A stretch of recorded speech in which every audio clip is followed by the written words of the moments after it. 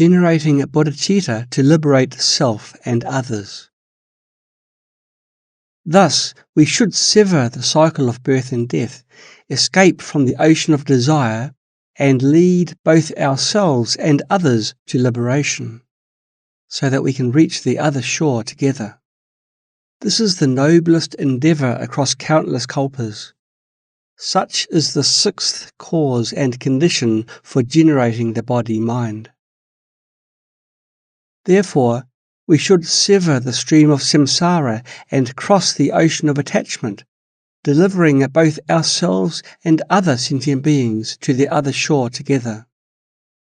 This is the most extraordinary endeavour across countless kalpas.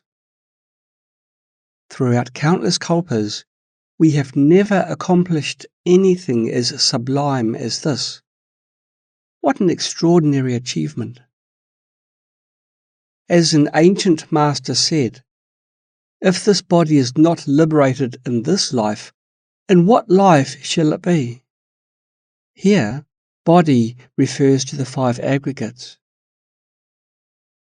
If we don't transform and liberate this set of 5 aggregates in this very life, when will we ever do so? After recognizing our own suffering in cyclic existence, we realize that all sentient beings, including our parents and loved ones, experience the suffering of the 5 aggregates. Not bearing to see sentient beings wandering in samsara endlessly, we generate great compassion, aspiring to free them from suffering. Based on this compassion, we develop a great resolve to shoulder this immense responsibility.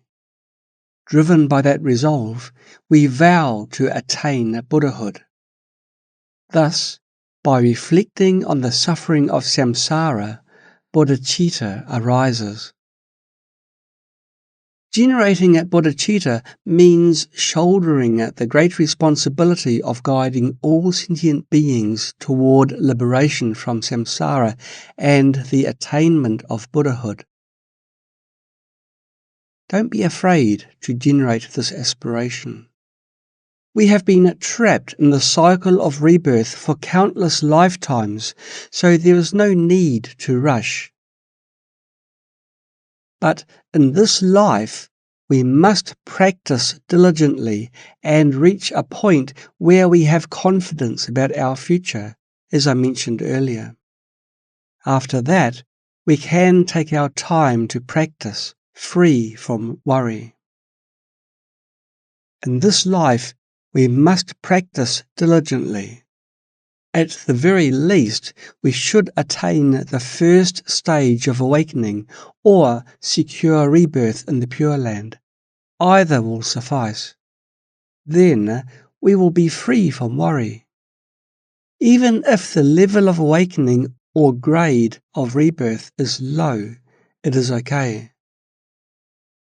Theoretically, even if one has only reached the stage of a sotapanna to be, close to achieving the first fruition, one is safe and will attain the fruition soon in the next life. Now, we still have the opportunity. We must cultivate renunciation and the wisdom of non-self thoroughly, aiming to approach the first fruition. The path of joining has 4 stages: warmth, summit, acceptance, and supreme attribute. After reaching the stage of acceptance, we can be nearly free from worry.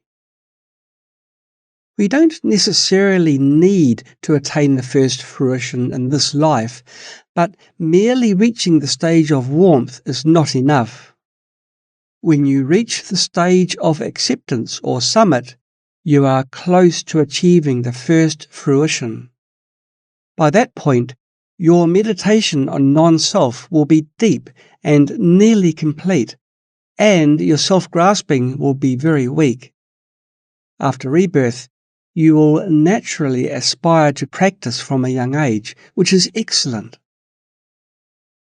Furthermore, If you generate Bodhicitta, you will dedicate yourself fully to practice in the next life. With the guidance of an accomplished teacher, you will attain enlightenment and be able to liberate countless beings. This depends on your fortune, or, in other words, your merit. If you rely on a qualified spiritual teacher properly, you will meet them again in your next life. Conversely, if you encounter a good teacher but fail to follow their guidance properly, you won't meet them in future lives.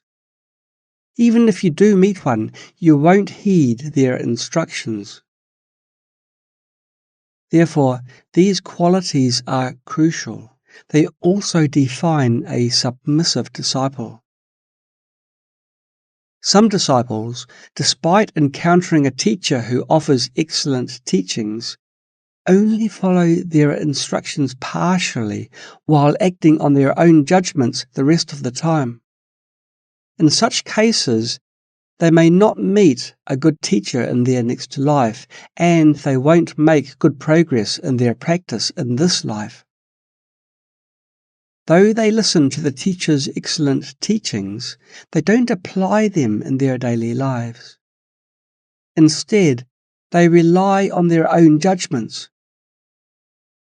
While the teacher has taught them the methods, they don't use them.